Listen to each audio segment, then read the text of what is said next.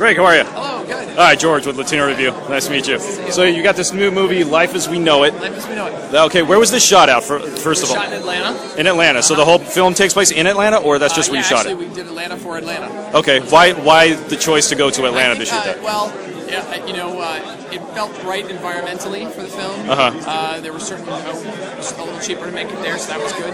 Right. But it also tonally fit the film in terms of the time of year we were making it, that we could really get all the seasons in without having it to be too dramatic or too cold or too hot, you know. Do you consider this more of a drama or more of a romantic comedy? I think, it definitely blends both tones. Yeah. But there's a lot of comedy in it, so I would say romantic dramedy.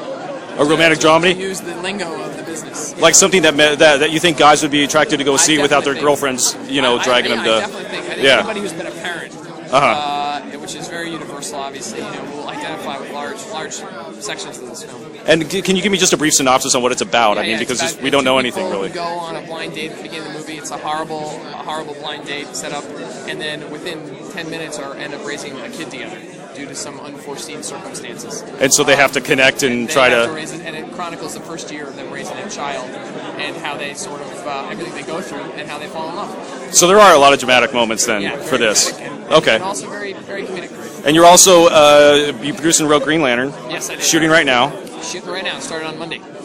And so when you were writing that, did Warner Brothers want to have other thoughts about maybe putting in other cameos from other, just for future movies because they want to look down the line? Exactly. Yeah. No, we had talked about that, and I think they're obviously trying to keep it a surprise. And so, sure. But yeah, it's definitely been discussed. I think that's important. Is it difficult writing? Is it difficult writing something? I don't want to say space opera, but like something so big. No, it was very daunting in that way. I had two other writers who I work with, Michael Green and Mark Guggenheim, who I work with in both. I've worked quite a deal with in television before, and so we had a real shorthand. But it was really challenging, but very, very exciting. I would say the biggest challenge might be getting the hardcore fan to accept it, and the casual guy like me who I read comics but not Green Lantern, getting into that world. Yeah, it's very universal. I mean, he was. Hal Jordan was sort of Maverick before Top Gun. So there were elements that are very identifiable about him, and I think it was highlighting those so that it's true, so that anybody can sort of engage in the movie, but it'd be rewarding for the comic book fans as well. Would you say this is more of a darker tone like Dark Knight, or more of a lighter tone, sort of like Iron Man? I mean, it really has both. I'm not trying to say both ways, but it's obviously it's of all the superheroes across the board in Marvel and in DC. Hal Jordan was the most famous one that went off planet.